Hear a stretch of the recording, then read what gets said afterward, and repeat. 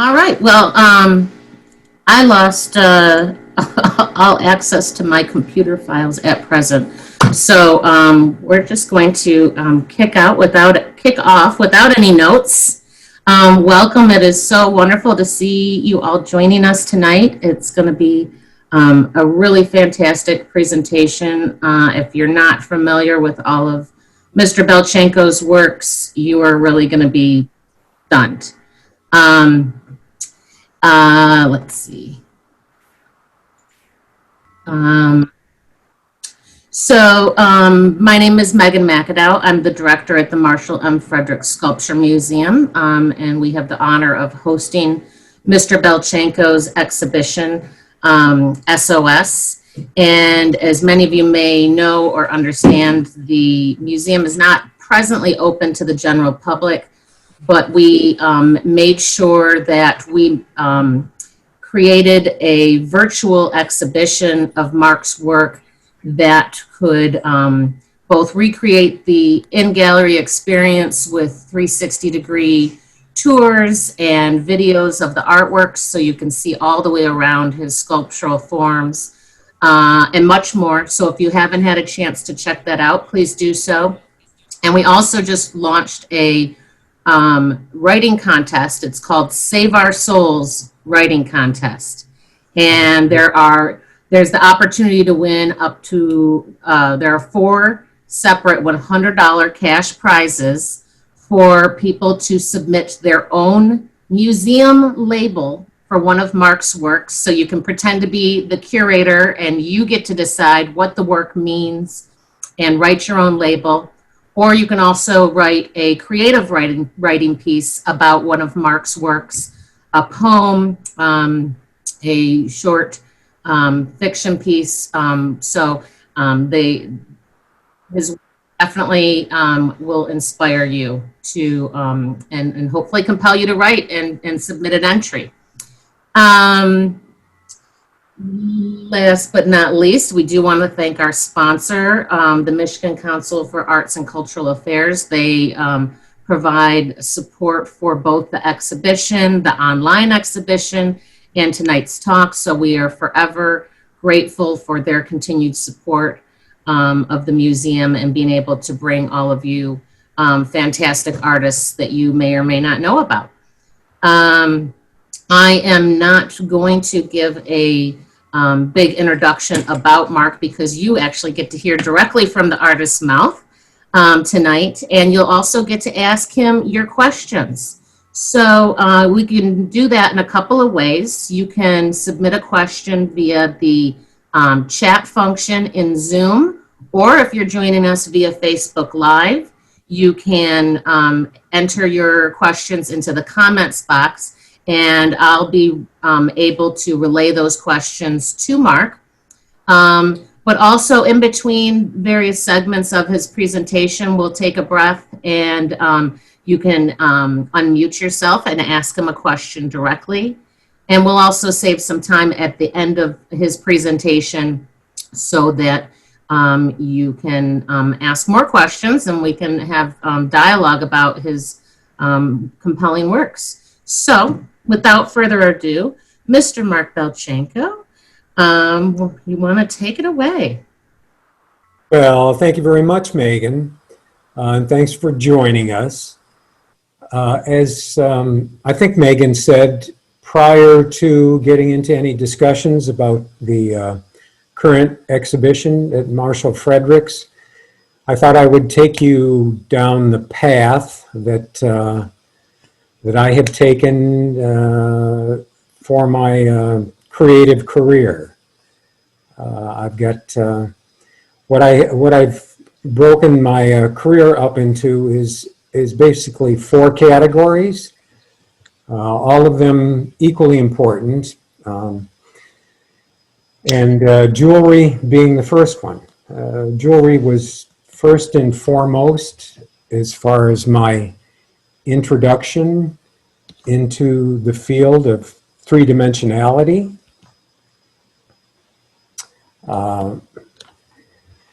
I had my focus in college was painting, very few sculpture classes available at the small college that I went to in mid-Michigan.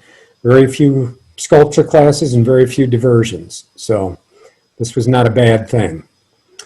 Following graduation, I had gotten a job as a jeweler's apprentice. This was a 3-year program that was at a local department store that had a jewelry department, and it was inspiring to me.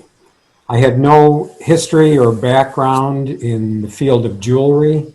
You know, as a kid, I made models. That's just pulling plastic pieces off of a tree and gluing them together. So this was all new and exciting to me.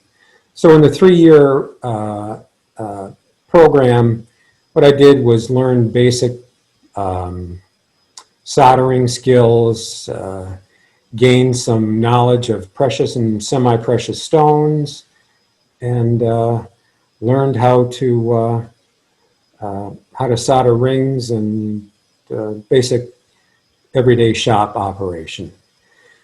At the end of this 3-year program, I decided that I wanted to go on to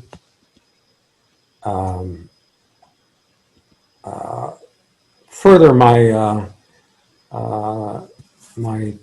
jewelry skills.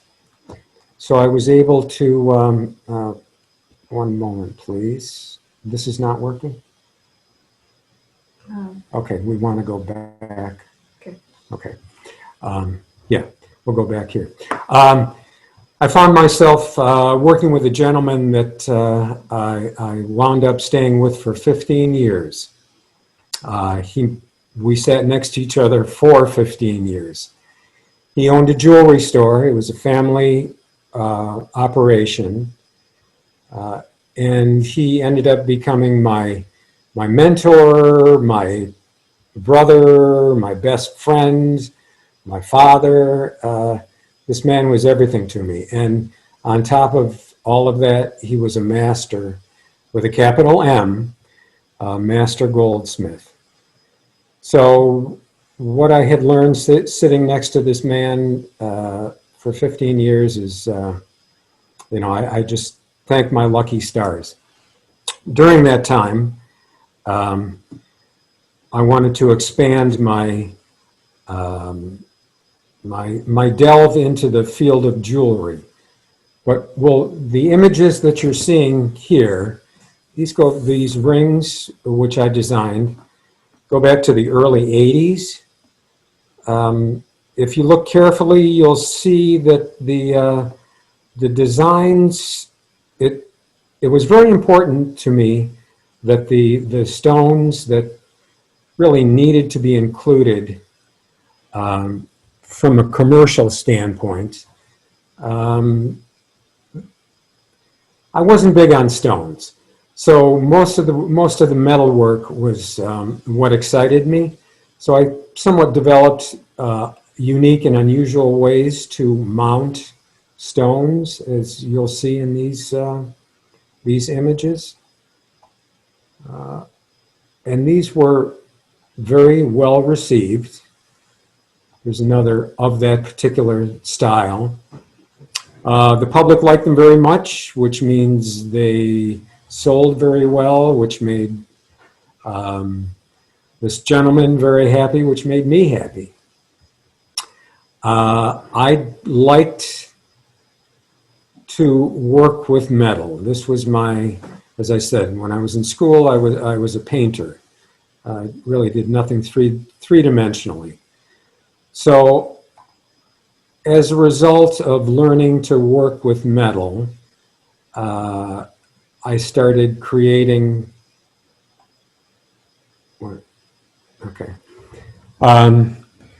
some designs on my own. This is a more recent design. This is a relatively classic look, but what I was able to garner from Al Bongiorno was how to make parallel lines parallel, how to construct a ring of this nature and have everything uniform. This is a 14 karat white gold ring, which is completely hand fabricated, and the center stone, if I remember correctly, it's a blue topaz.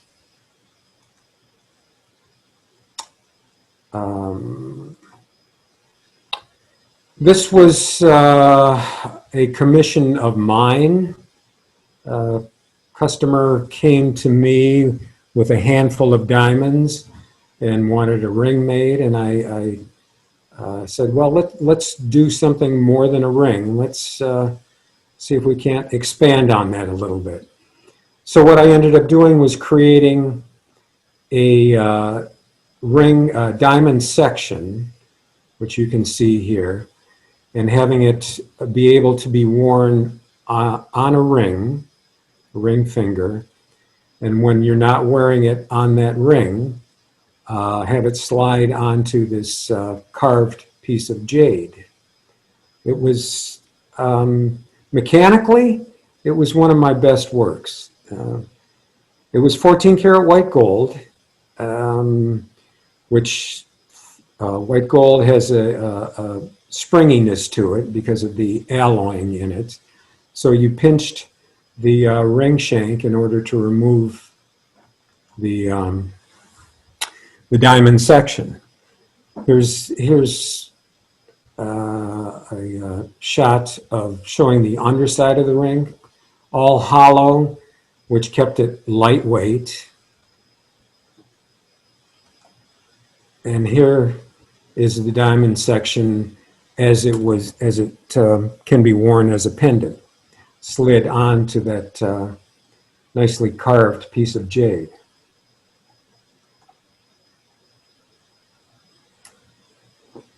This is my wife's ring, very architectural in feel. She works with architects in her job. She works with contractors, and architecture is very inspiring to me, so I wanted to do something that involved all of those pursuits. This is 18 karat white gold, and it's got the diamond engagement ring inserts into what is a relatively old style ring guard. Not too many people utilize that look these days. I've always liked it. It allowed me to have it become asymmetrical from one side to another. And then once again, I used somewhat of a unusual stone setting feature in that the V, there's enough tension in the V to hold the center stone in place. This is also one of my favorites. I'm showing you all of my favorite works. I don't have anything to show you today that I'm not happy with. This looks like a bracelet, but that's just the image. It's a ring. It's a ring fabricated of platinum and 18 karat yellow gold, all hand fabricated. And it's, as you can see, it's got a wave motion to it. Very little solder was used in this ring. It was all fused together, which means basically welded, which is pretty unforgiving. It's somewhat difficult to control. Once again, I was pretty happy with this. This was a commission piece. A client came to me with the ring that you see on the right, and initially the pear-shaped diamond was perched in the center of it, which was, in my estimation, pretty ugly, but maybe she thought so too, and that's why she decided to change it. So what I had proposed to her was to make a pendant utilizing the pear-shaped diamond, which you can see on the left. Very geometric, also 18 karat white gold. And then in the dead spot in the center of the ring, we decided to put a beautiful black pearl. Very happy customer. Here is a recent piece that I constructed. This is probably the largest stone I ever worked with. This is a 20 karat fancy natural yellow diamond. It doesn't look that large because the ring finger size of the woman was a size 10. So it kind of dwarfs the size of the stone. But this is, I'm showing you this because this was a fabrication of 18 karat yellow gold and platinum. And this is the type of work I learned from Alexander Bongiorno, how to make these types of mountings and have everything straight.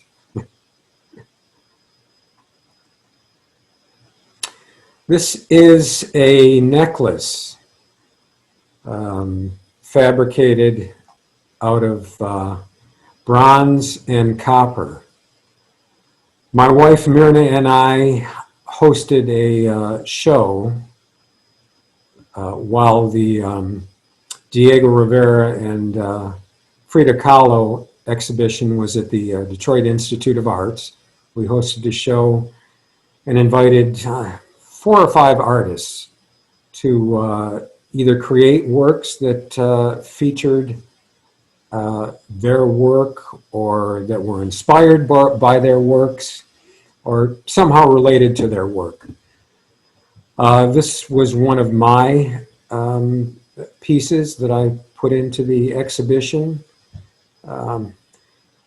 Frida had such a very hurtful life, tragic, and this necklace, I think, pretty much successfully reflects that.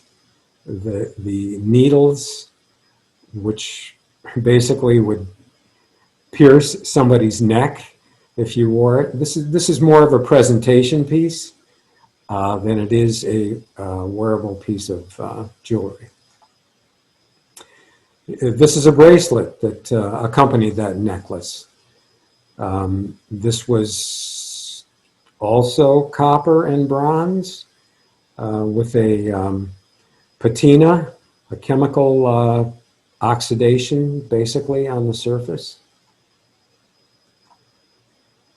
Here is a section of the necklace on a mannequin, and the garment that you see a portion of is a garment that my wife designed for the movie or the exhibition. She has a background in fashion design. There's that necklace in progress, showing the layout. Off to the right is also a progress shot of the bracelet. More progress shots, soldering the needle forms onto the sections of the necklace.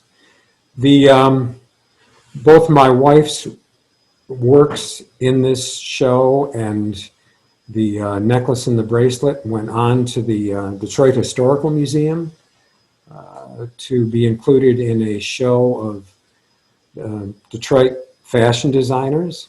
This was a 2 or 3 month exhibition, and we were both very pleased to be included in it.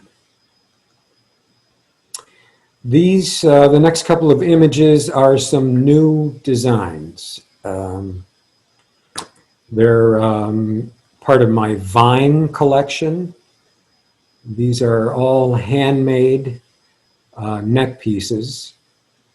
The material is brass, bronze, and steel wire. These are meant to be uplifting, new growth, they're little reminders that we need to take care of our environment, and one way to do that is by plantings. So these are, as I said, these are all unique, one-of-a-kind pieces.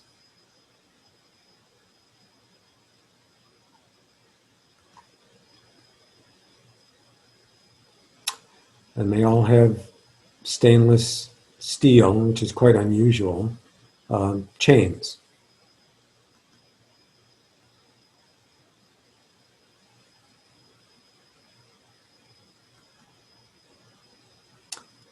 An example of the inspiration for the Vine series, the twisted wires. Natural and wires that I had formed for future pieces of jewelry.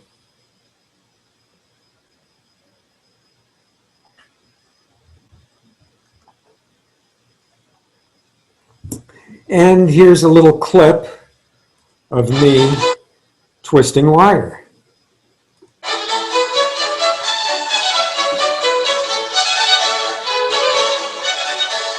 The wire must be annealed, that is softened, before you are able to get a tight twist on it. So I was softening the wire, and here I'm twisting it.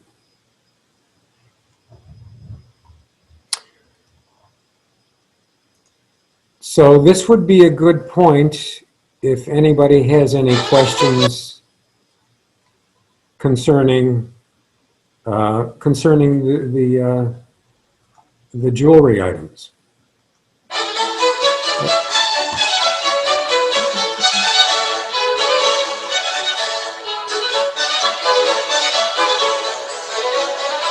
We get to see that again.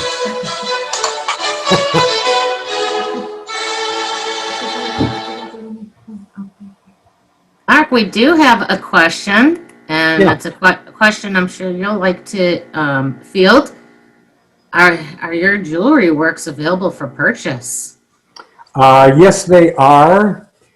Everything that I have shown you here today has been commissioned or sold, except for the most recent pieces, the Vine collection, and those are going to be available very soon.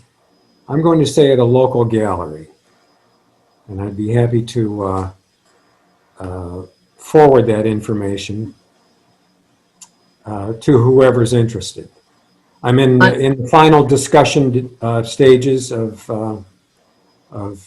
making a commitment to this gallery. Excellent. Okay, we will follow up with Nicole. Another question coming in from Essence. What inspires you to create new pieces? There was after working for that particular gentleman for 15 years, I got pretty burned out with jewelry, and I got away from it for a few years.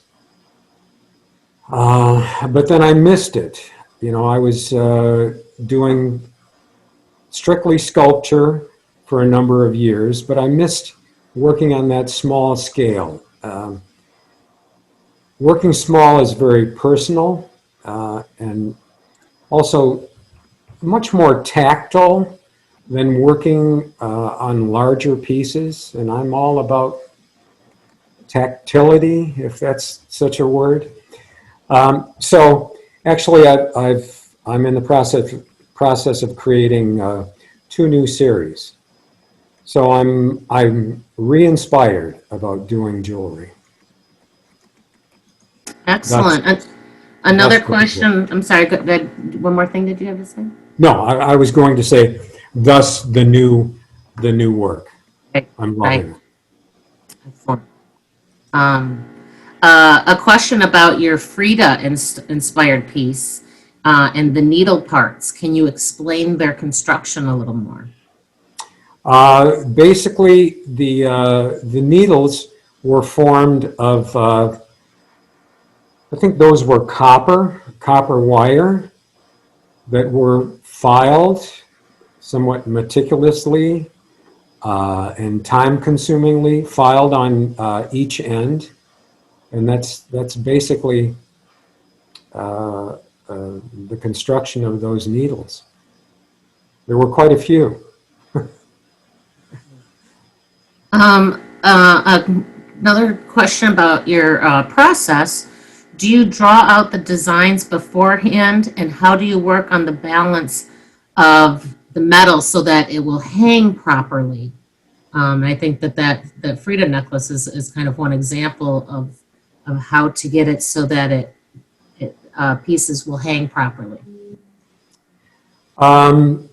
As far as having the pieces hang properly, that's basically an experience, knowledge that you gain.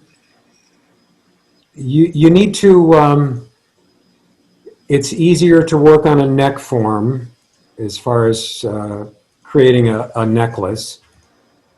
And a lot of it is experience. Sometimes you have to solder wires that you know you're going to have to remove in order to hang it properly. And sometimes you'll have to add small sections of weight to counterbalance, but they have to be kept very small because weight is constantly an issue with a piece of jewelry as far as I'm concerned. If you're working with precious metal, there are twofold reasons for weight, that is to keep the cost down and also to keep the weight down. People don't want to wear something that's going to throw their back out. And what was the first part of that question? When designing a piece, do you draw it all out first? You know, for the Vine series, these are the first pieces that I actually work from very crude sketches. All the previous pieces, I just get in and start working the material, whether it's carving a wax or a fabrication. If it's a fabrication, I have an idea of what the piece is going to be before I start it. Sometimes, even if I'm going to be fabricating a piece, I'll do a wax model to see how I use a lot of curvilinear lines, or at least I used to. And carving a wax model, crude as it may be, would help me create the form prior to soldering sheet together. Okay, I'm going to ask two more quick questions about relating to jewelry, because I know that you've got so much more to share, and I think everyone's going to be really amazed at the different types of work that you do. One question is about when designing jewelry for a client or a commission, do you talk with them and develop something based on what they say, or is it, do you have free reign, or does it depend?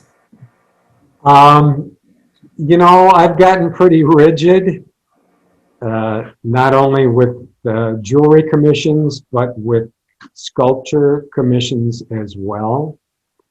I assume if they come to me, they've seen my designs, and they're going to be pretty open to whatever I propose. I don't like having a lot of limitations put on my designs. So if a client wants something that's totally foreign to my aesthetics, you know, basically I'll just ask them to go somewhere else. So yeah, I figure I've been doing it long enough where I don't have to do what I don't want to do anymore. It's pretty selfish, but I'm afraid that's the way it is. Okay, and one last question about the jewelry area, which of course keep the questions coming and we can go back to them later. But I like this one. What, if anything, from your early painting education informs your sculpture and jewelry work? I would have to say nothing. Um, Painting, I was not sad at all to throw away the paintbrushes. Painting was a very frustrating medium for me. Um, I guess, I guess drawing, I guess any two-dimensional work these days is frustrating for me. Maybe some of my color palette carried over. I like natural colors, burnt umbers, raw umbers, red oxide. I'm somewhat of a rust freak. I just love the coloration of rust. So, when I do get the opportunity to use stones, I prefer to use stones that have more of a natural color as opposed to candy apple colors, I'll say.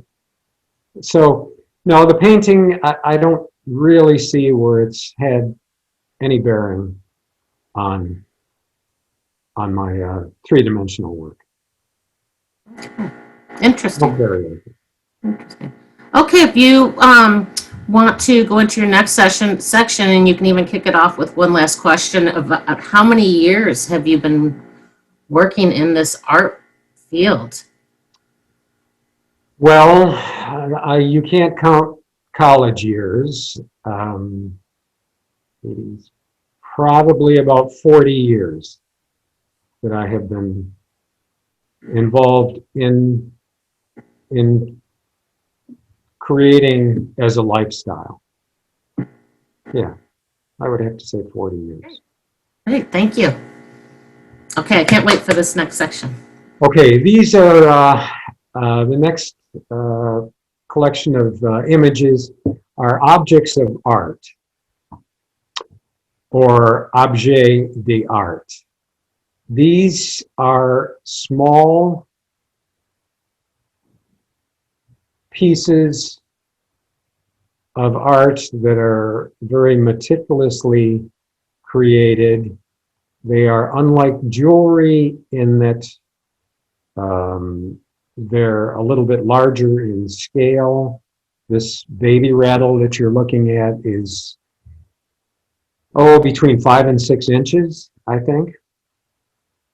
And I was creating these while I was still doing jewelry, but I became somewhat frustrated at doing jewelry because a piece of jewelry always has a flat side.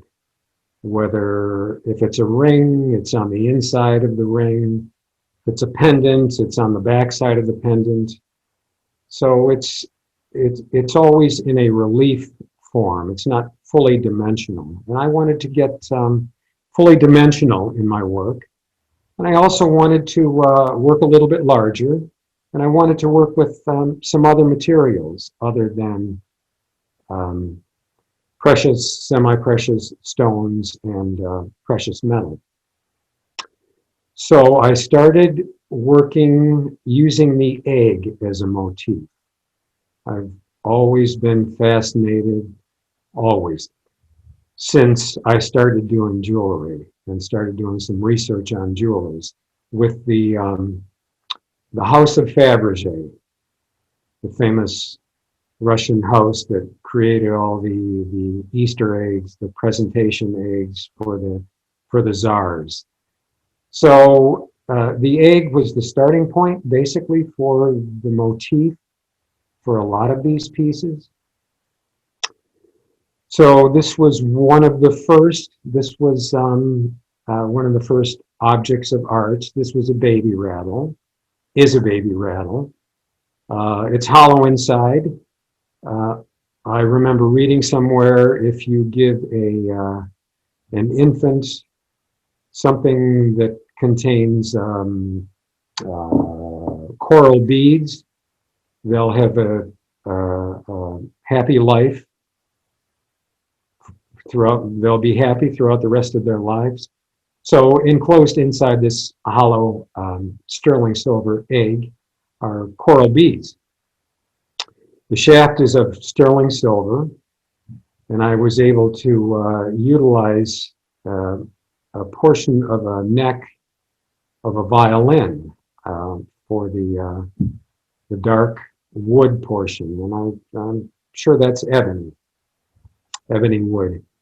And there are two accent garnet stones on either side.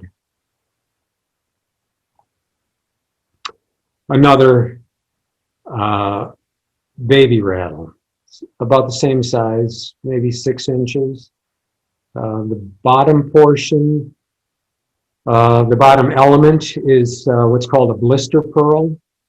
That is there to symbolize the seed, the starting of the child, the twisting sterling silver wire represents the umbilical cord, and the egg as the rattle portion.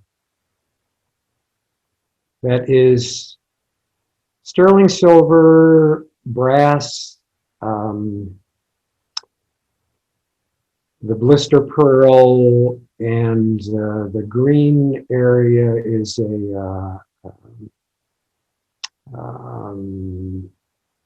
almost like a colored epoxy. A couple of more items that would fall into that category of objects of art. Letter opener on the right-hand side, which is exotic hardwoods utilized as the handle for the brass letter opener.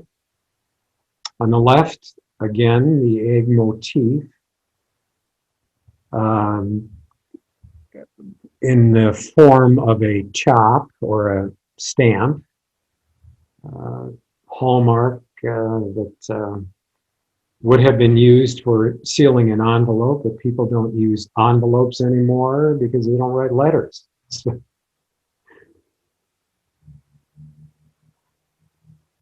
This is one of a number of pieces that where I get into purely sculptural works on a small scale. I title these are all sculptural jewelry in the sculptural jewelry category.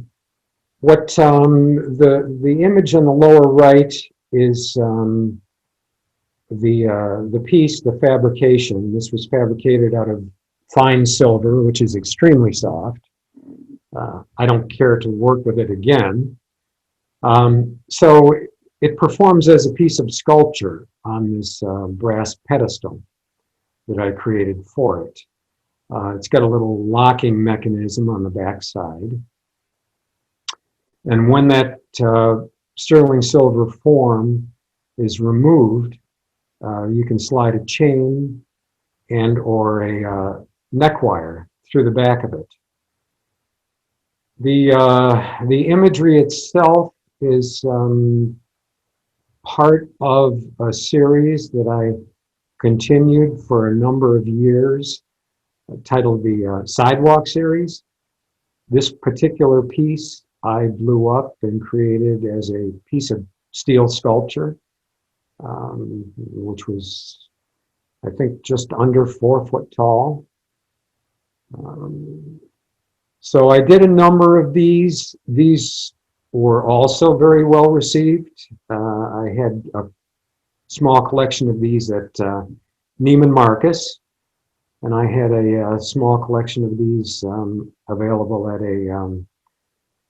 a jewelry studio, I'll call it, on Madison Avenue in New York. And I did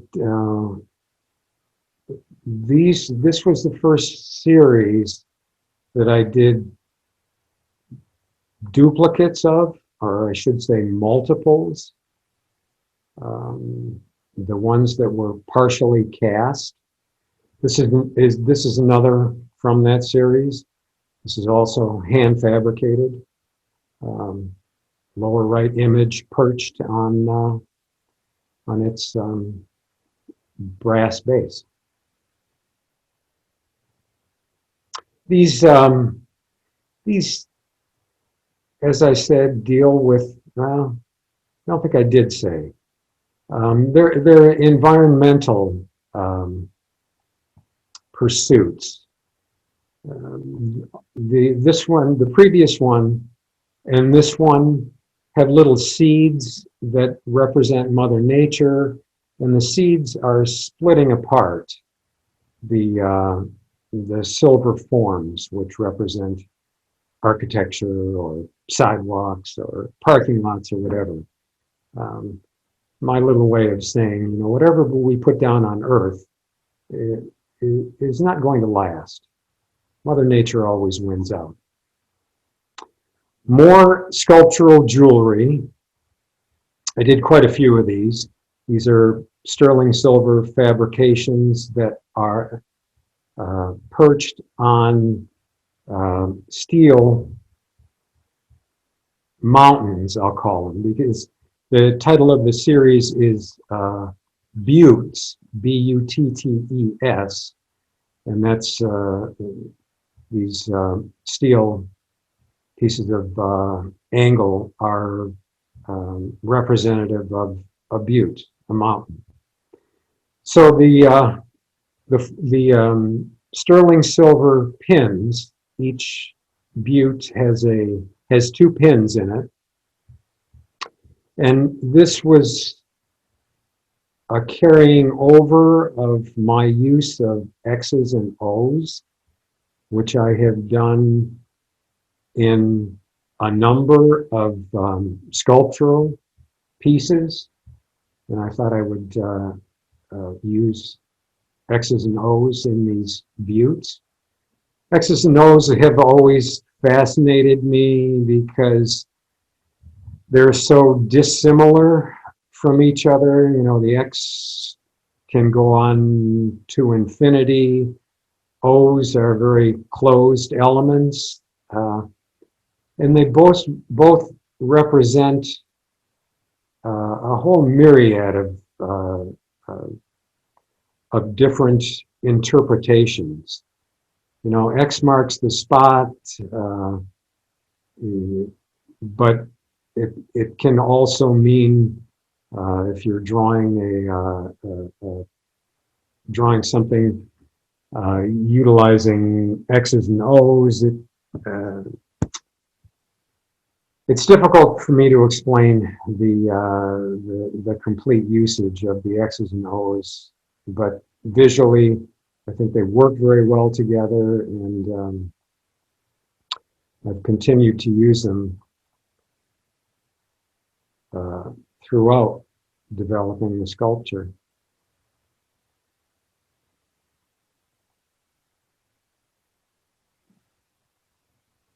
These are both fabricated and some cast elements. This is a wedding gift to my wife. She is Hispanic, Mexican.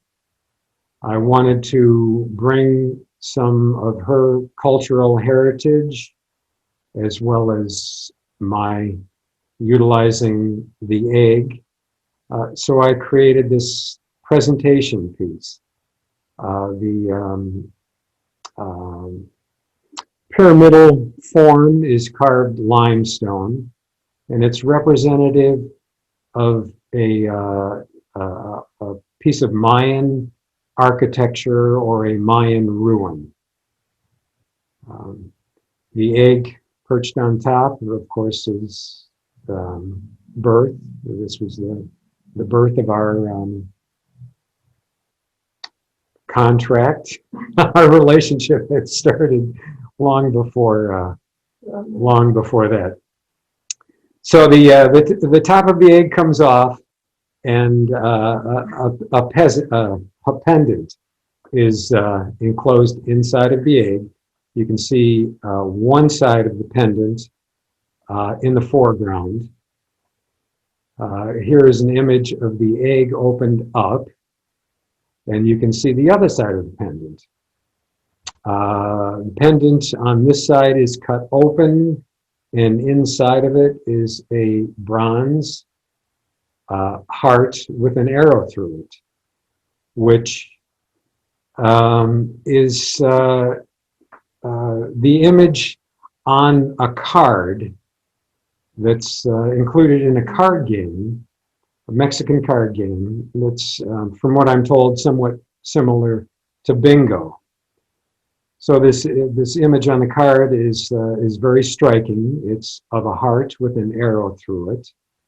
The card is called El Corazon, and she took my heart.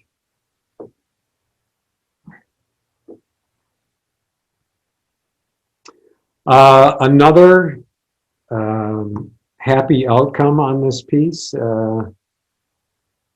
This was a piece I produced for myself. It won a couple of design awards. It's a set of 3 brooches. The brooches themselves are 18-karat yellow gold and platinum, partially cast and partially fabricated. And they nestle nicely into a carved mother of pearl base, so that when you're not wearing them, they don't get thrown into a jewelry drawer. They have a home. Here's an image of the brooches themselves outside of the form. As you can see, there's a lot of speckling of diamonds.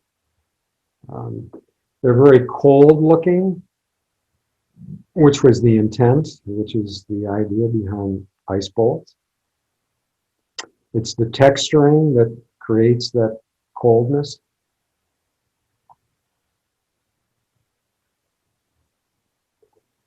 This is a piece for sweet Ellie, our granddaughter. This was given to her, well, this is her birth piece. Space. It's all about space. Space is the future. So I designed this piece to look like an observatory. It houses a rattle.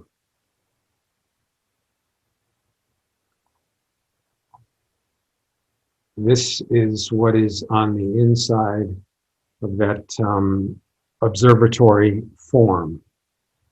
It's got a bronze coiling, almost orbital handle. As the egg opens up, it reveals an actual meteorite, which is just the coolest thing in the world. If you ever have a chance to touch, fondle a meteorite, I would recommend it, because you're touching a piece of space, and it's just, it's awe-inspiring. Here's another image of Ellie's universe, which is what I titled it.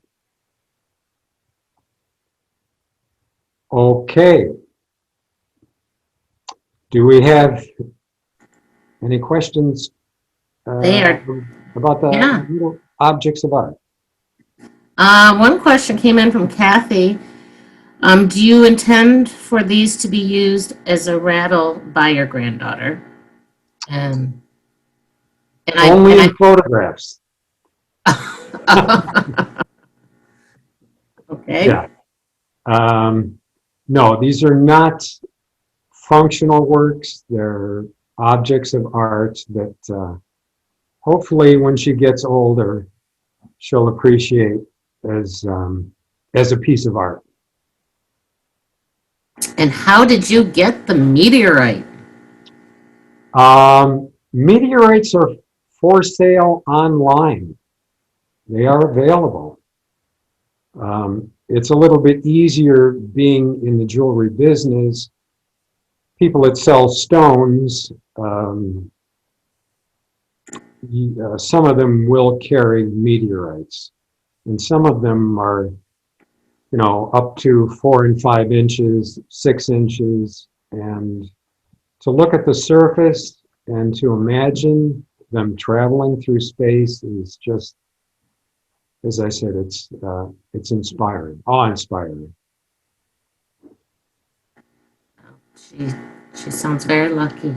I thought maybe I saw maybe she was even in the audience tonight. What? Actually, this particular meteorite, I bought this and it was killing me. I had to file it. I had to see if I could change the surface and how the surface would change. So I filed a small little 2 millimeter section, and it's a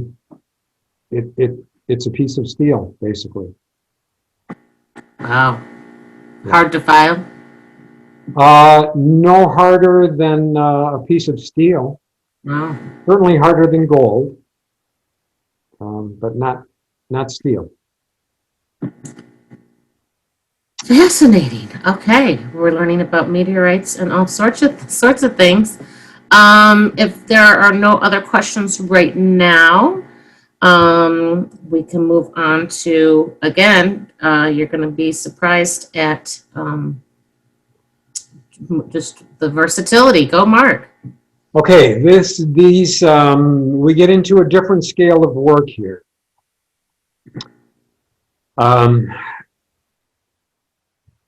Being not bored, but wanting to expand my repertoire even more so than the small objects of art, I decided I wanted to work in steel and on a larger scale.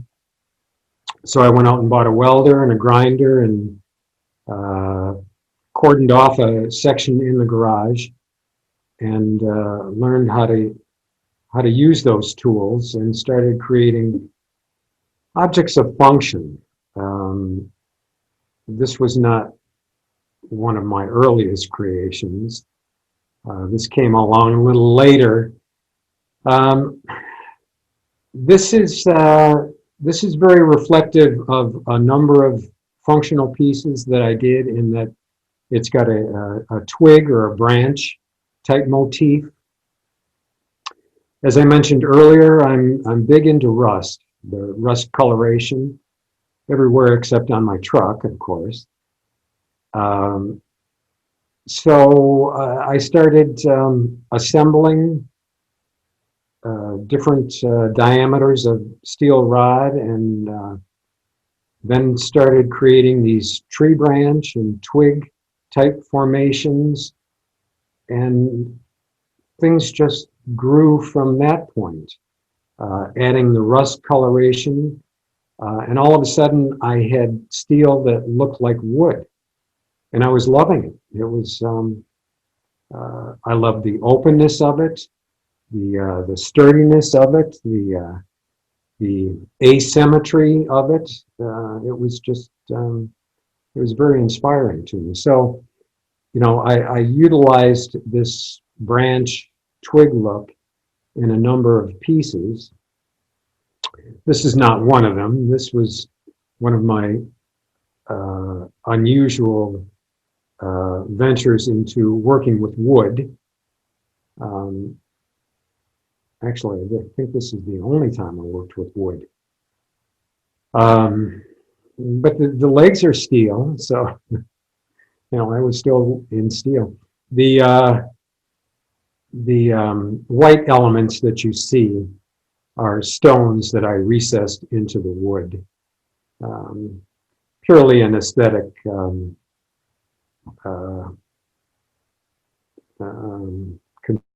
consideration. A project that I consider to be one of my best. This is a fireplace that has been clad with steel. The fireplace was brick. I clad the brick with steel sheet and or plate, created that organic look on that plate, and reflected that organic look in the darkened fireplace surround that you see below. Very happy with it. This is a steel bench titled The Shroud of Detroit. This is down at the Bowl Family YMCA. Prior to when they were in the construction stages of that building complex, I think about 15 artists were selected to create benches that would go throughout the building. I was one of them selected, and this was my work. Shroud of Detroit. This was still at a time when Detroit was getting nothing but negative publicity throughout the rest of the country, throughout the rest of the world. So I decided to add a little green element because things were going to be looking up for the city of Detroit. I could just feel it. So that's why the General Motors green leg on this piece. It's still down there. You can still see it. Here's a different view of it.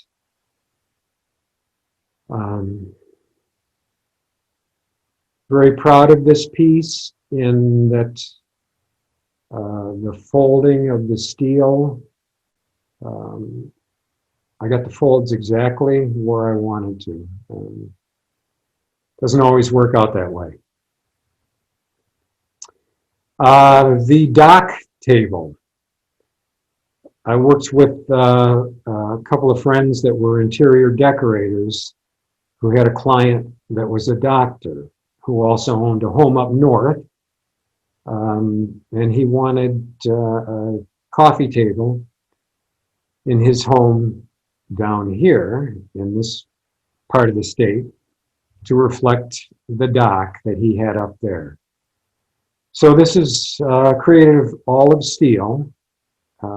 Once again, I'm achieving that look of wood through the rust coloration.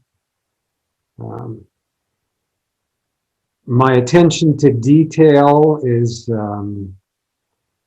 shown in this piece. You're not quite able to see it, but I had carved a heart in the plank that's just to left of center and scratched initials in there. And it's also got some knot holes in it. And the lashings are steel cable that were rusted.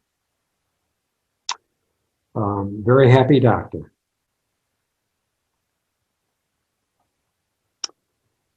Sanctuary gates at a temple or a synagogue, I'm not sure which. These were aluminum bifold gates. I had a company Waterjet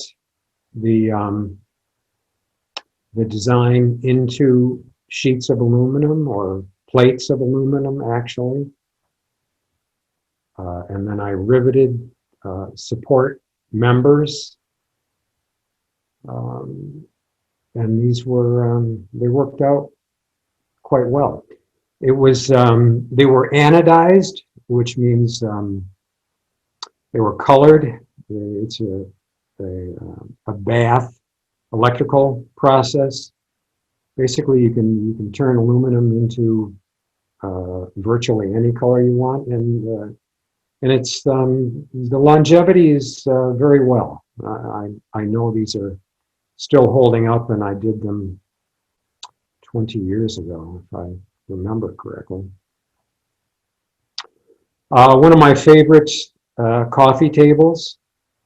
I mentioned the X and the O's earlier. This is a good example of utilizing those X and O forms. A beautiful piece of green marble as the tabletop. Quite happy with this. Again, still honing my welding skills with each piece. Again, the twig branch look. I did a number of sofa tables. Here's an example right here. That asymmetry of the leg formations pitted against the very angular top portion of the table is kind of my look. You know, the harmony is just is something that inspires me. This I would have to call my pièce de résistance.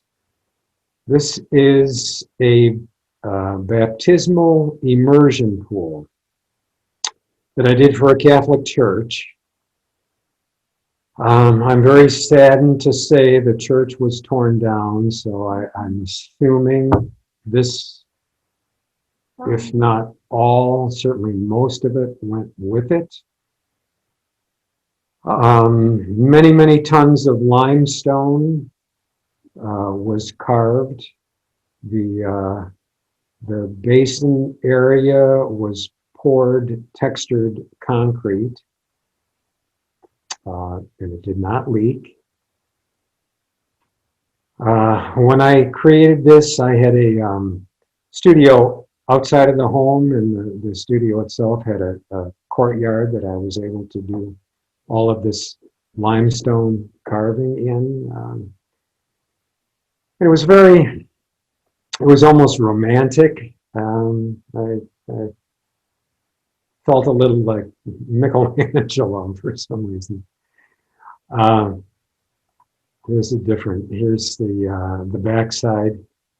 The bronze and the bronze cross and the bowl that I've got an image of following were all created fabricated of bronze. I had not worked with bronze before. It's very similar to working with gold, but totally dissimilar to steel. It's soft, it's malleable, and it fabricates quite easily. This is the bowl. This is all fabricated out of sheet bronze. The texturing on the bronze sheet was added with a MIG welder. When all the plates, after they were welded together, the fish was welded together out of plates and textured. The bowl itself filled up as a result of having a water line through the center of the limestone pedestal, and then it cascaded out on the lower end, on the backside of the fish, and cascaded over the limestone pedestal. It was stunning. Is what it was. But it was a work where I was exploring new materials, even though I had carved stone before, not so intricately, and I had not worked with bronze before, and I love it. This is a piece that is surviving, I'll say. It's at the Detroit Zoo. This went up shortly after the Wildlife Interpretive Gallery went up.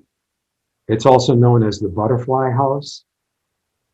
Again, I'm utilizing that twig branch motif, and on top of that, perching limestone tablets, I'll call them, or limestone blocks, and water jet cut marble letters. The backside contained butterflies that were fabricated of steel and patinated bronze, similar to the butterfly that you see here in the front. But if you go and look at it today, you won't recognize it. After 20 or 30 years and no maintenance, anything looks bad. This is an example of, when my first venture into outdoor ornamental functional items, I did a lot of gates, a lot of garden gates, a lot of trellises, benches. A lot of them had a kind of an Art Deco look to them. The symmetry was something that I enjoyed doing, mirror symmetry. But these were instrumental in helping me pay the bills. The trellises. Oh my God, I did so many trellises. Unfortunately, I have none left. So that is my functional phase. Do we have any questions? Yes, we do. I'm going to go back here.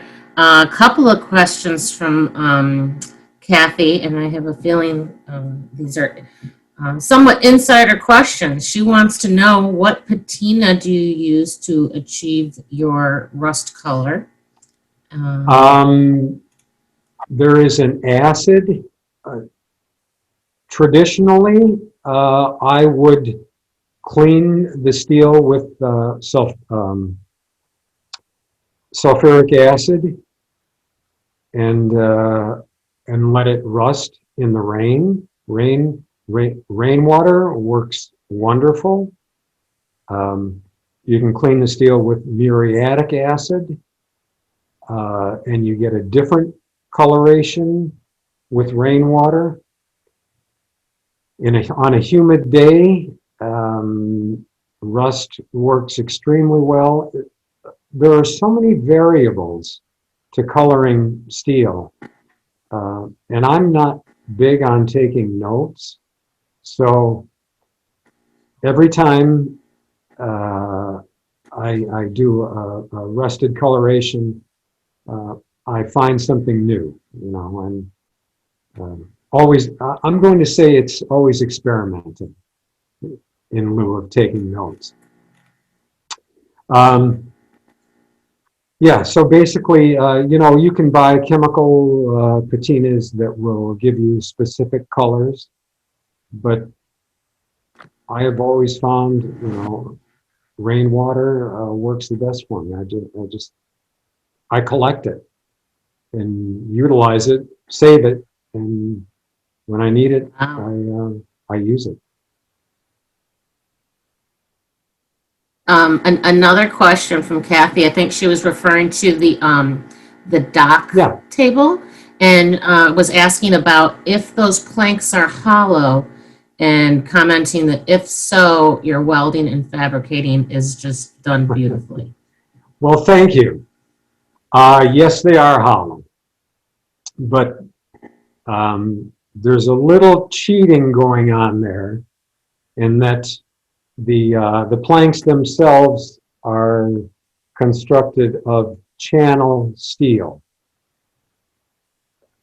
So basically, it's a U-shaped piece of steel. So they're hollow on the bottom. I've welded either end,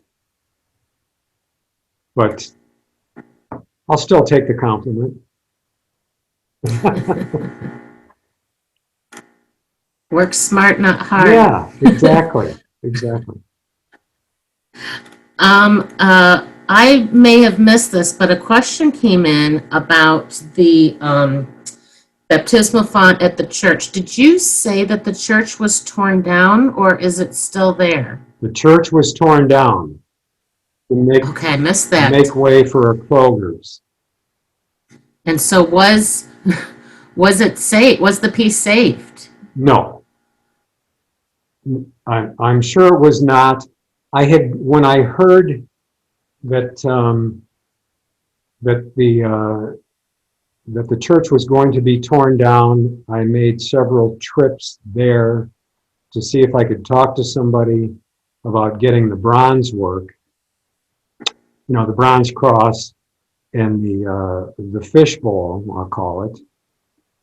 And I finally gave up because I wasn't able to get in. It was constantly locked up. I called the number that I had for the priest that gave me the commission. Couldn't get a hold of anybody there. I got dead-ended. So I got very frustrated, and I just decided it's gone. I'm hoping somebody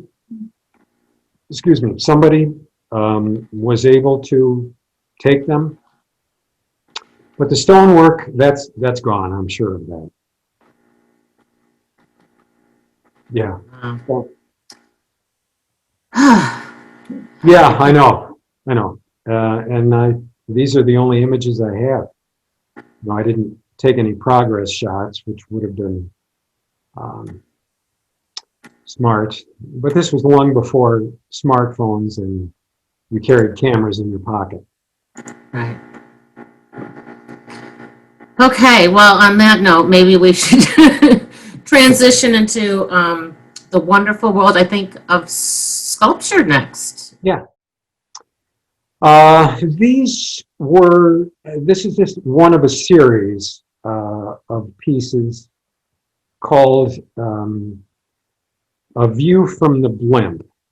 These were very transitional pieces. The transition going from jewelry to sculpture. Smithsonian Magazine used to carry an article once a month that had the title A View from the Blimp. And these were, I won't call them musings, different authors that would submit works that addressed, I'll say, the human condition, different aspects of what we as humans live with every day and what we overlook every day. And if we were able to stand back and look at our lives, things that we might see. So these were primarily, I made them environmental issues. So they all are constructed, they're all of a frame, they have a surrounding frame, which were all purchased at the local thrift store. And I had sprayed an adhesive on all the frames and, excuse me, used a very dusty, sandy looking treatment onto that adhesive. Oh, pardon me. To signify that these ideas that I'm that I'm bringing forward are not new ideas, but they do need to be addressed. So this particular one, the little forms which you can't really see, how are we going to be able to use that? Are you able to see this? This is another piece that utilizes these little rat-like creatures that represent we humans.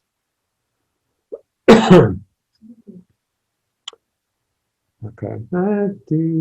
So now they're flying. So I needed something to hold anyway. So there were, I think, a minimum of 6 in this series.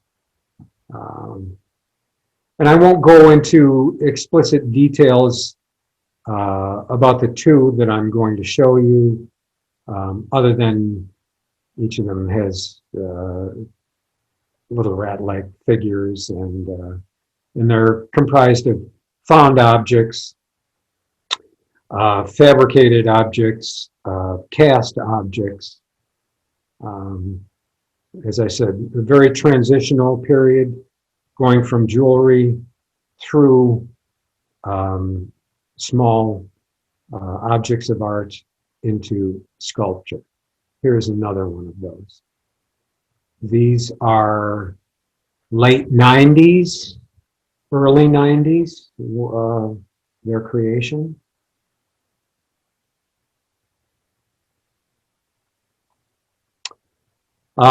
This is an enlarged version of the piece of jewelry that I had shown you before. One of the sterling silver fabrications, part of the sidewalk series. This is an expanded version of that, welded steel. I was actually learning how to weld at this point.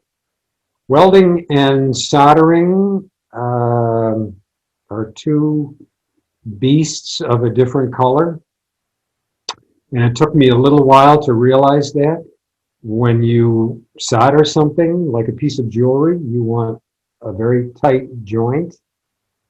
When you're welding something, you don't want such a tight joint.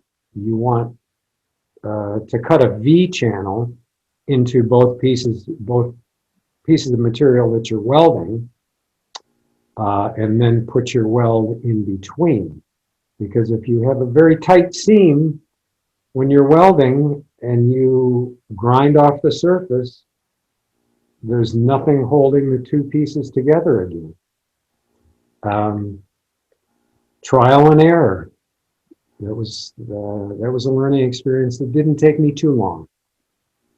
Hey, Mark, where was that? Where is or was that piece located? That's at a home in north of here, West Bloomfield area, I think. Thank you. Addressing, utilizing the X's and the O's again. Addressing issues of perspective with these, this piece and other works in this series. Now, if you walk around this piece,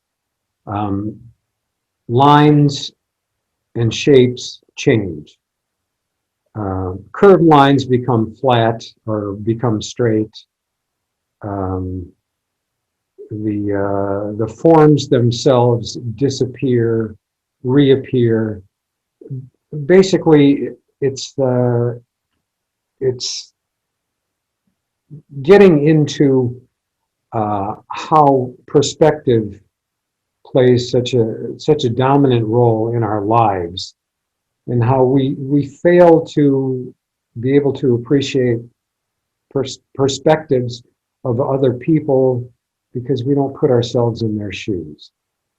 If you walk around this piece, everything changes completely, which is true of perspectives. There's another angle of that particular piece.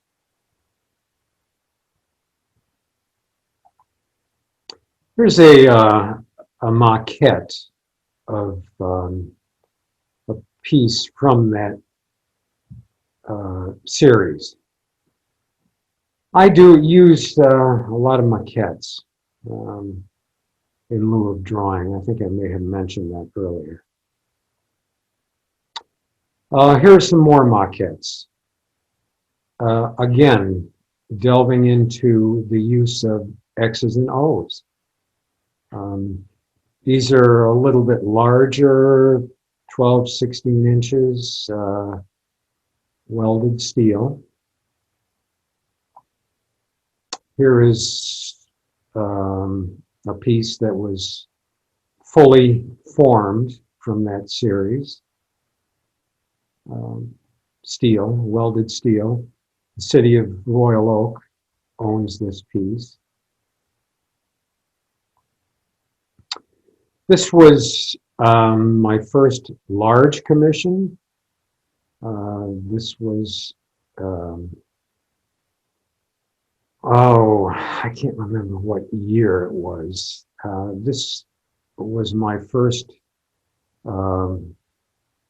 jump into carving stone. I proposed I was approached by a client to do a piece for the interior of a synagogue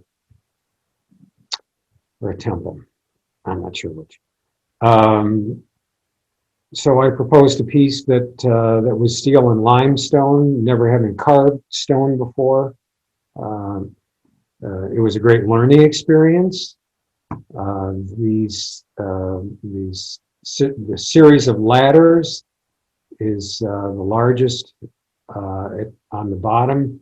That's 1.5 or 1.75 square steel bar, which I was certainly unable to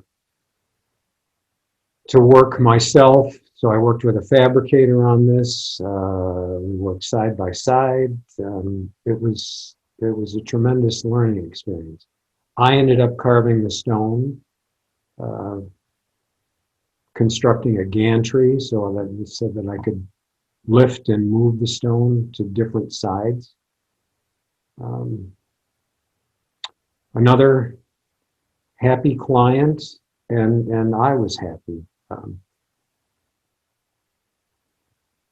And here is a Polaroid of my constructing the piece in my backyard at that time, using wood from a skid and PVC pipe as the ladders. This is a piece that was commissioned by the State University of New York in Delhi. Delhi is about 3 hours, almost directly north of New York City. Again, part of the sidewalk series. This is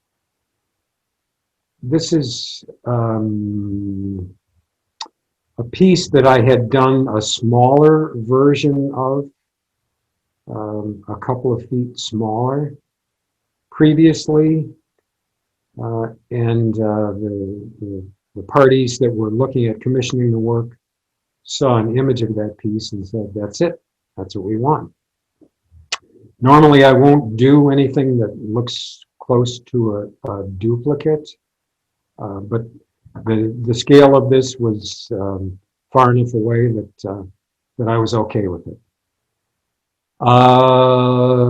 Interesting little side story concerning this piece. 2 days prior to loading this on a truck and taking it out to New York, the piece was stolen. It was stolen from the studio.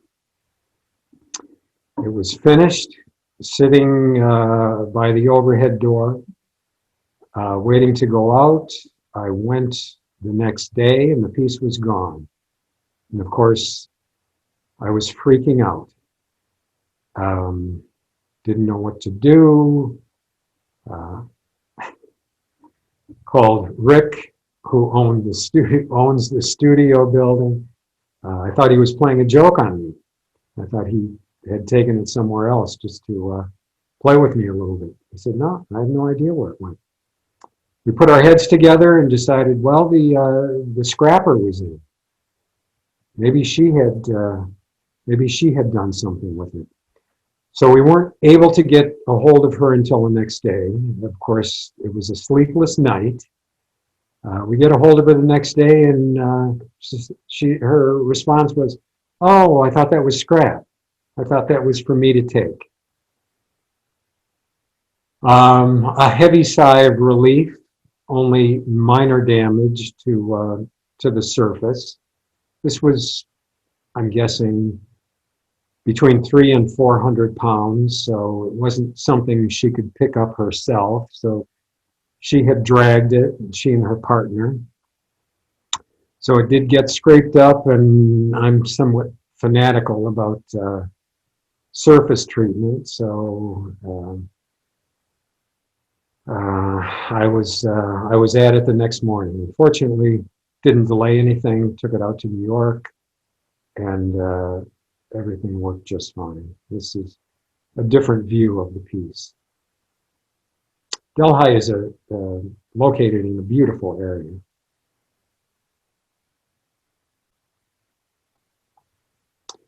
These are maquettes of the benches that I submitted designs for the Bowl family, YMCA. It was the center one that was selected. So that was basically my submission in lieu of a drawing. Learning jewelry working skills has certainly aided me in creating these small models. And here we have me, a little segment of me doing some raising and grinding and brazing and torturing.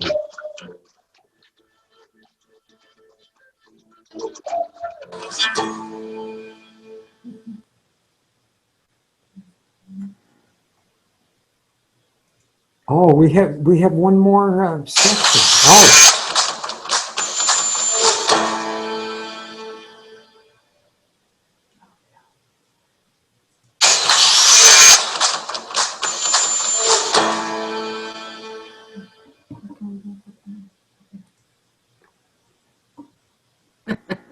Okay. Thank you for those additions. That was to wake everyone up. Well, and I don't know, you make it look easy, and although also frightening. So. Well, believe me, I'm extremely careful. No accidents so far. Oh, all right, we're all knocking on wood for you. Yeah. So if there are no questions. I do have a question that came in from Jeremiah on Facebook. He's wondering, how long did it take to get exposure and recognition for your larger scale sculptures? Since you started in jewelry, how did that work? Did you say Jason? Jeremiah. I'm sorry? Jeremiah. Jeremiah, I'm still waiting.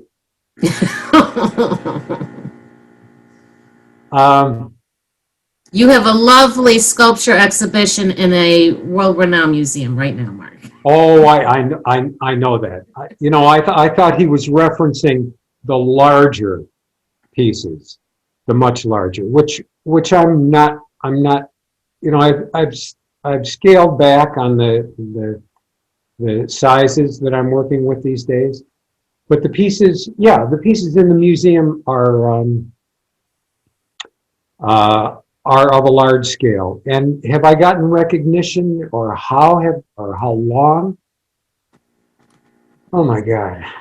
Well, I've been involved in creating sculpture for 35 years. Prior to Detroit's Renaissance, which really has started 5, 6 years ago, there were only a handful of galleries that were in the city. So you tried to work with them. You use newspapers, not newspapers anymore, I'm sorry, different publications. Today it's all about Facebook and Twitter and Instagram. So I'm not sure I'm able to answer that question because, as I said, it's 35 years later. This museum show is a wonderful opportunity for me. And I'm looking at it as really expanding my audience. As devastating as the COVID is, if there is a silver lining, it's having my work through the museum and the virtual exhibition. I don't. The art market is such a finicky, quirky, no rights, no wrongs way to do it. It's luck. And I got lucky. So I hope that answered his question. He gave an LOL, me too. So I think he commiserates or resembles or something in what you said. So yeah. And then we had another question about your inspiration. And so that's a perfect segue, Mark, right, to your next section. There we go. Yep. Let's do it. Inspiration. I like taking photographs of things. My phone is full. I recently deleted 750 images that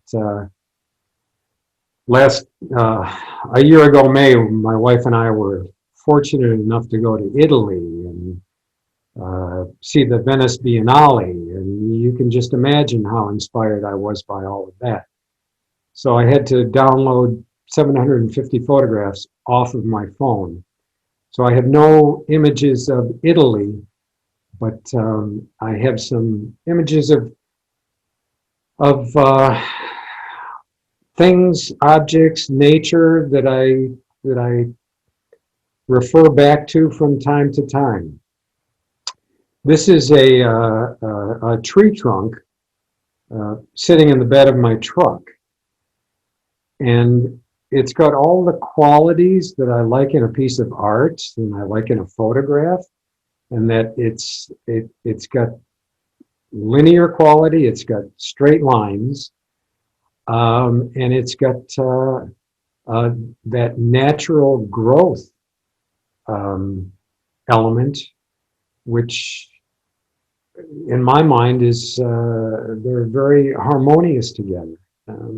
It's the yin and the yang. It's this is things like this are my inspiration. Wit and humor, great deal of inspiration for me. I love this boot.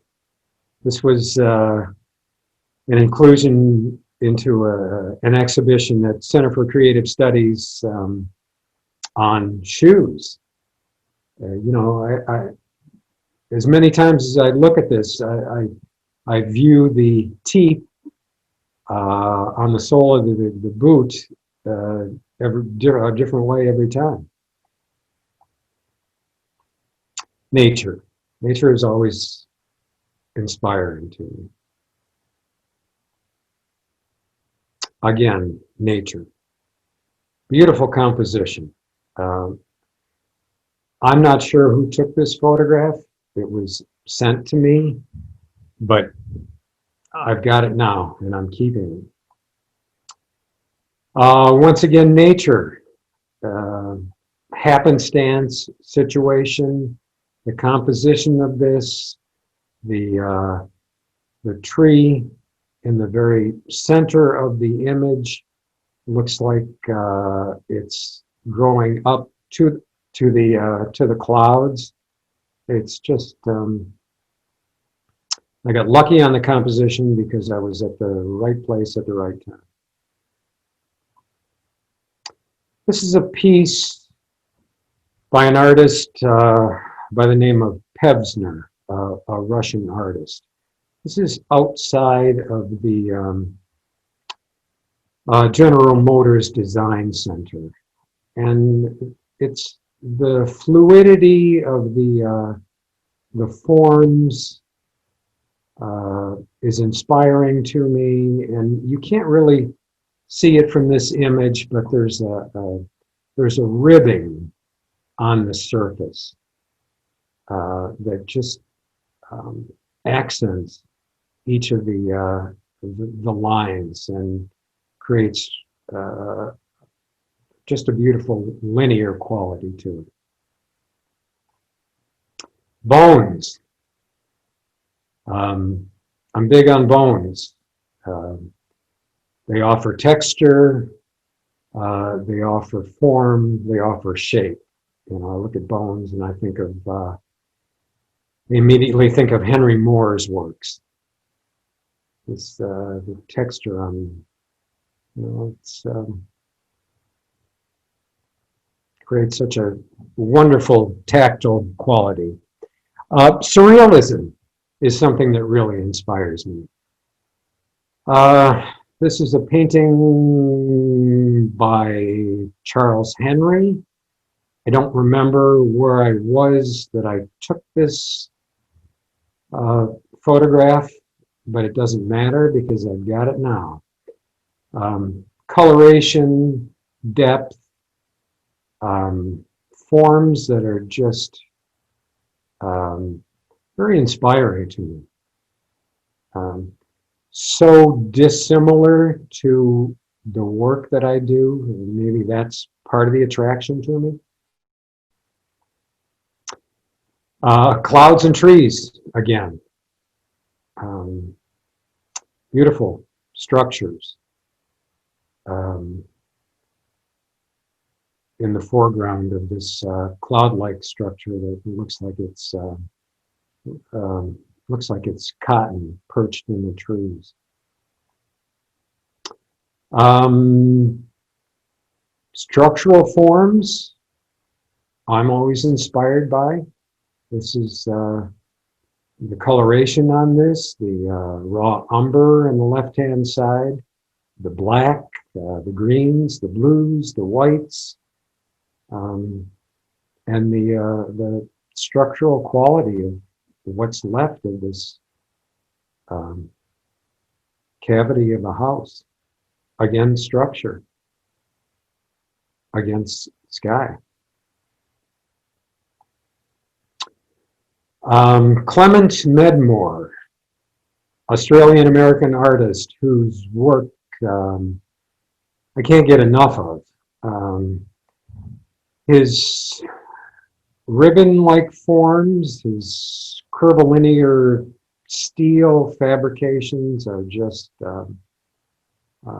awe-inspiring to me. This particular piece was, I think, in Dallas. But if you go online, you can see just a whole myriad of his works that are just outstanding. And that's it for inspiration. Awesome. Awesome. Thank you, Mark. Yeah, I just looking at those images and having you talk about them, I can see in your different works how how some of those definitely inspiration, not derivative, but definitely inspiration. But it's funny where inspiration comes from, as Right. any artist will tell you. You know, Right. you can rip off a Band-Aid and get inspired.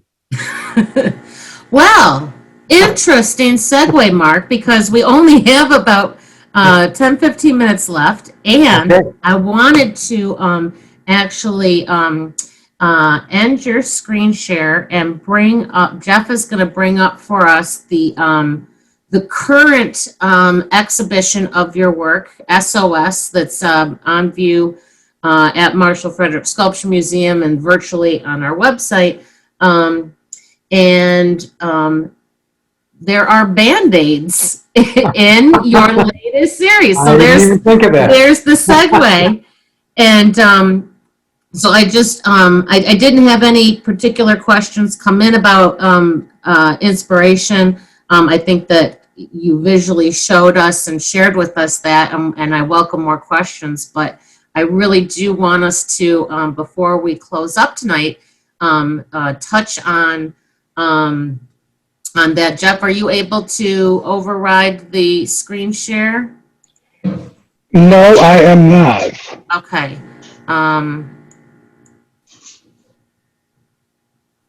Okay. Mark, I think just closed it for you so that you can share yours now. Okay.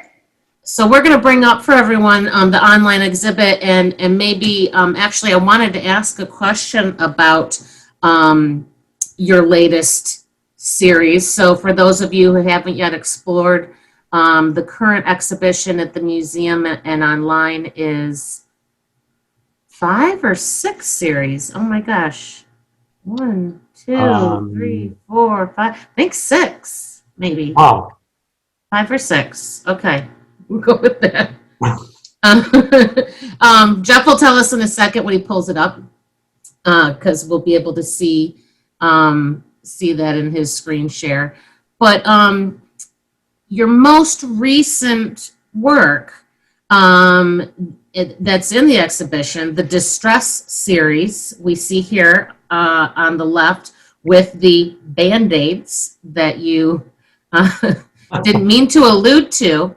And I kind of had this question, you know, several times throughout your presentation, you were referencing the Sidewalk series that kind of centered around the theme of, you know, man versus the environment. And you, I don't know if that, I'm sorry for paraphrasing, but you. That's okay. No. Yeah, that theme comes up in at least 2 of these 5 or 6 series in the exhibition, including your most recent one. And, you know, that Sidewalk series, it sounds like that was, you started exploring it many years ago. And now with this new Distress series, you're exploring the environment, and another series here is exploring this man versus environment. And I wondered if you could talk a little bit about how, you know, a subject matter like this, not only are you compelled to come back to it and explore it, but it's not a continuation of the same series. You're exploring it in new materials and completely new and different ways. And so I just wondered, you know, if you could share a little bit about that with us, because I find that fascinating that you've continued to come back to this general subject matter, but in new and different ways. Yeah, well, it's our environment is more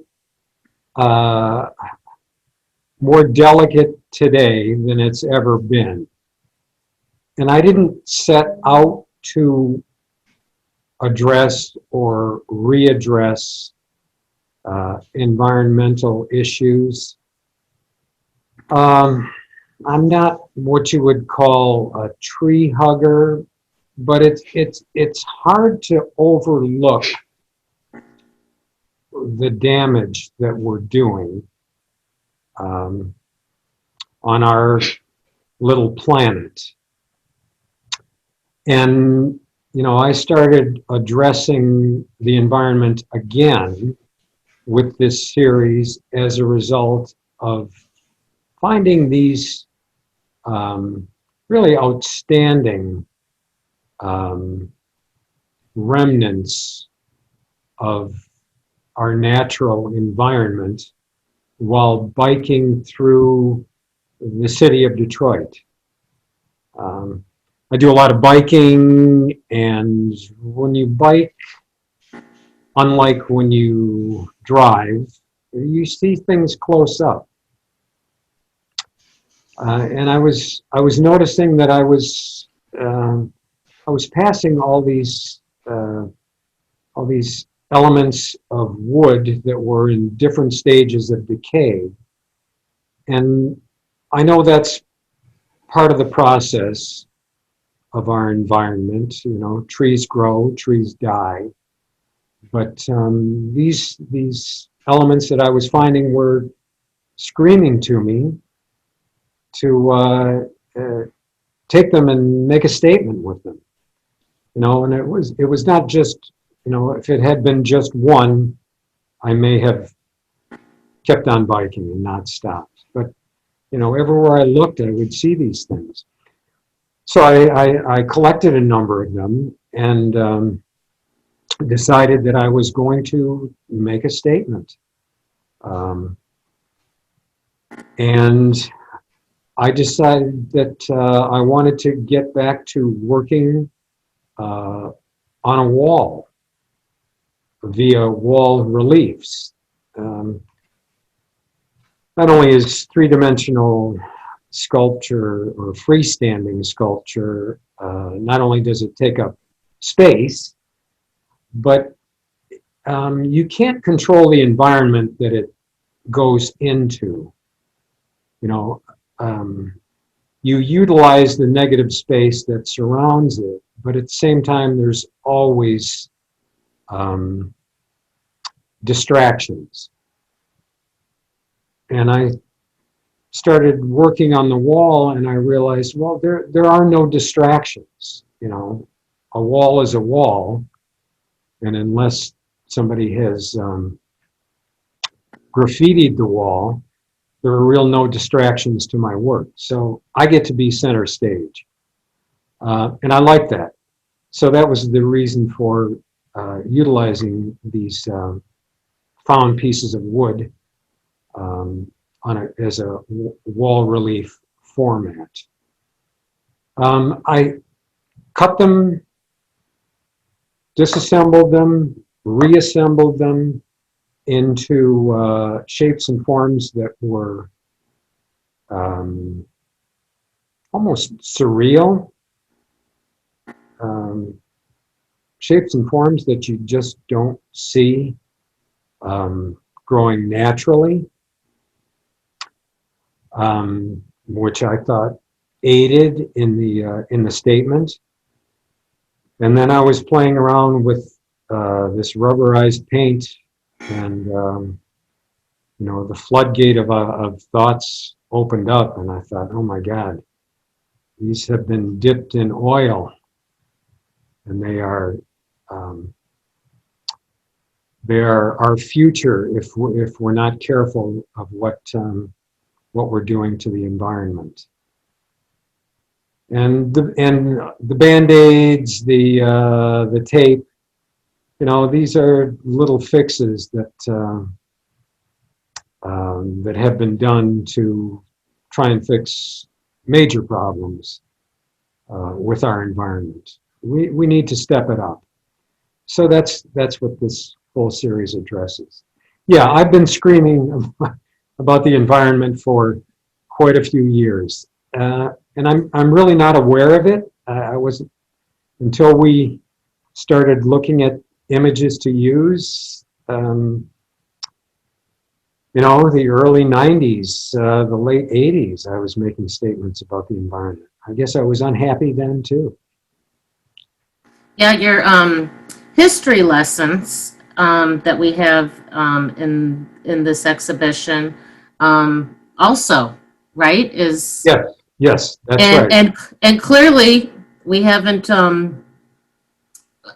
according to the artists, still have not learned from history that you're still creating artwork based on this theme. And but it, again, another thing that strikes me is, just the variety of materials that you work in, and that you execute each of them so exquisitely.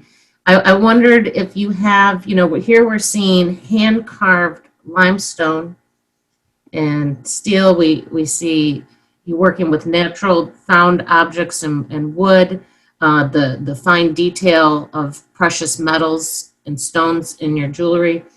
I wonder, do you have a favorite material or a favorite technique? Or it also seems like you love the challenge of learning a new material and or technique, or combining them. So I do like that challenge. I'm enjoying the work that I'm doing with wood right now. I've never really delved into wood. Ideally, I'd like to start working with wood on a larger scale. Yeah, that finessing of the material is something that I learned in jewelry. It's paramount as far as I'm concerned, that the quality of the workmanship not get in the way of the statement. Sometimes that is the statement, the lack of finessing. And at times I feel as though I'm too tight. And I'm somewhat loosening up that really fine-tuning habit on that last distress series that you showed. And on some of these history lesson series, I loosened up a bit.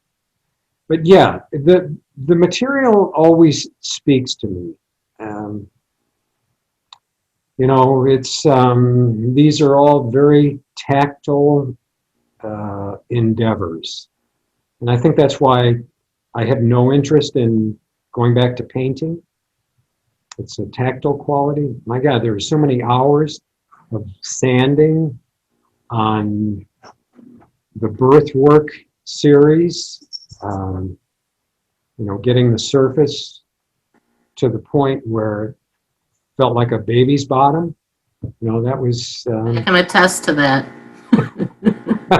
Before they came in the museum, we were actually, you can't touch anything in the museum, but the smoothness, the tactile quality of that stone, and that it was hand carved, which Jeff pulls it up. It's very different from this history lesson series.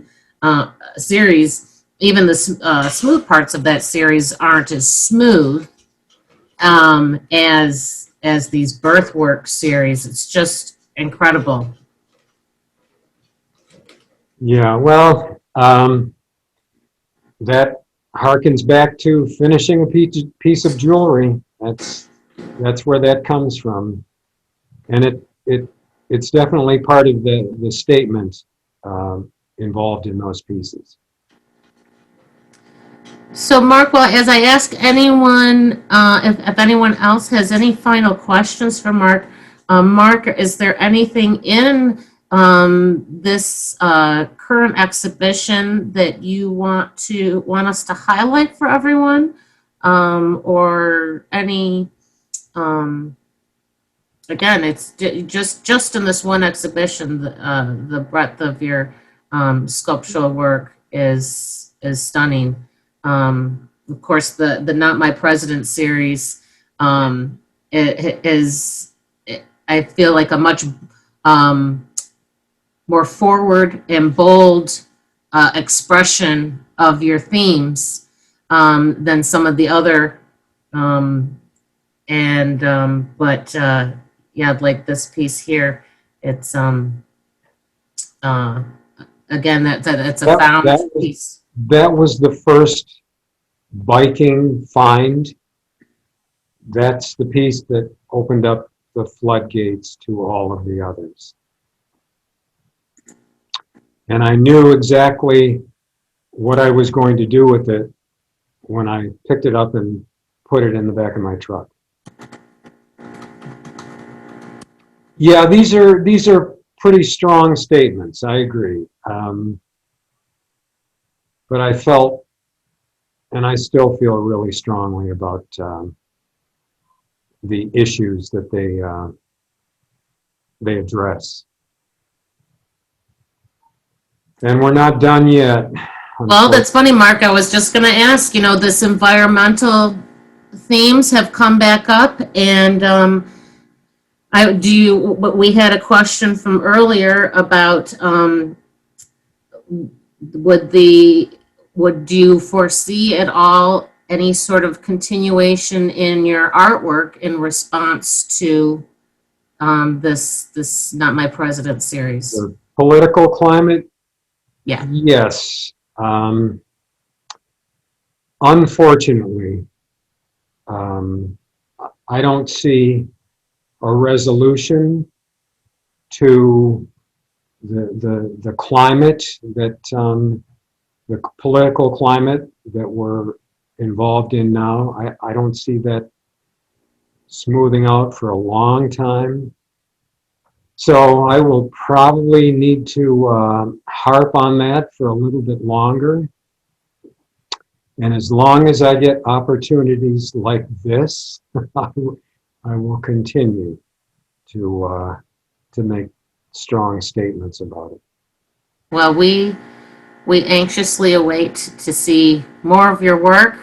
We're so pleased that you shared with us the breadth of your talents, and that you have loaned the museum these amazing works. Again, go online and visit the exhibition, and you can read information, some didactics, some labels, and again, create your own label and win a $100 prize, or a poem or a creative piece.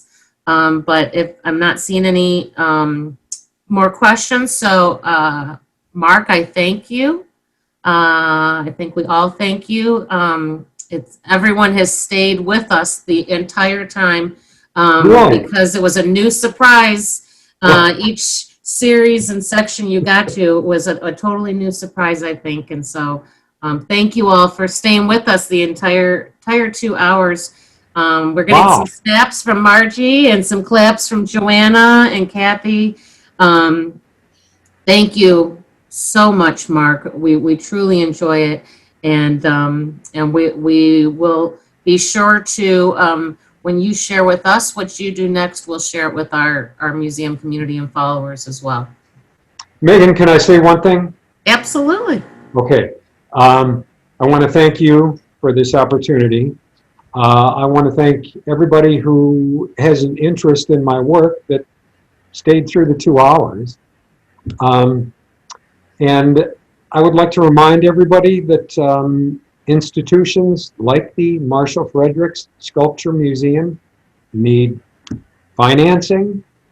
So please donate, please give. If you can, find an artist and buy a piece of art. And wear your damn masks. Yes. Thank you. Good night. Thank you all. Thank you, everyone, for participating. We truly appreciate having you all be with us. And keep following us with the museum, and we hope that to continue to bring you amazing talent like Mr. BELTCHENKO right here in Michigan. So thank you, and have a good night. Thank you. Good night. Thank you. Fabulous. Thank you, Mark.